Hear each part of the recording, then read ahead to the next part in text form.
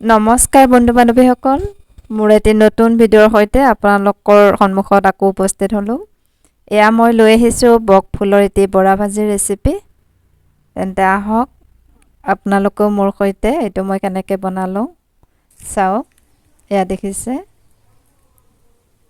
কিমান কোমল আৰু টেষ্টি হয় খাবৰ কাৰণে। এয়া বকফুল সাধাৰণতে সকলোৰে ঘৰতে আছে প্ৰায়। এতিয়া মই এইখিনিৰ ভিতৰৰ যিটো ঠাৰি হয় এইটো মই ছিঙি পেলাম। এইখিনি মই ধুনীয়াকৈ ঠাৰিবিলাক ভিতৰৰ ছিঙি পেলালোঁ আৰু ধুই ল'লোঁ। আৰু ইয়াতে মই প্ৰথমতে দিম বেচন।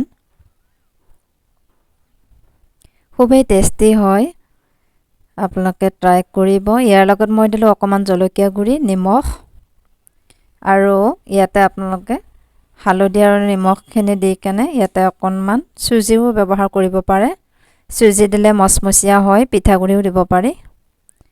মই চুজিয়ে দিলোঁ পিঠাগুড়িৰ সলনি। এইখিনি ভালদৰে মিক্স কৰি পানীৰ সৈতে এইটো মই পেষ্ট বনাই ল'ম। প্ৰায় সকলোৰে ঘৰতে দেখা পোৱা যায়। এইখিনি মই এনেদৰে ধুই লৈছোঁ ভালদৰে। এই বকফুলবিধ প্ৰায় থাকে, আপোনালোকে এনেদৰে মোৰ দৰে বনাই খাবচোন, খুবেই টেষ্টি হয়। গৰমে গৰমে পৰিৱেশন কৰিব দালিৰ লগত। দালি ভাতৰ লগত এইটো খুব প্ৰিয় ৰেচিপি হয়, খুবেই টেষ্টি হয়।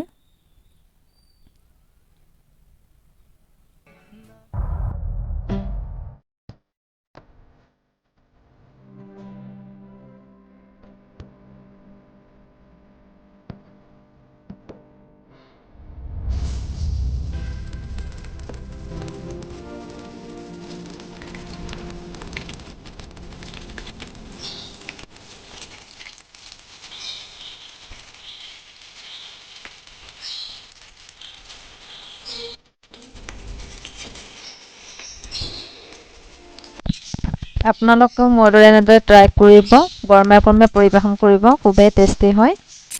কেনেকুৱা পালে ভিডিঅ'টো? ভাল লাগিলে লাইক শ্বেয়াৰ কৰিব। আৰু যিসকলে নতুন ভিউৱাৰ্ছ হয় প্লিজ চেনেলটো ছাবস্ক্ৰাইব কৰি মোক ছাপোৰ্ট কৰিব। আজিলৈ এৰিছোঁ, ধন্যবাদ।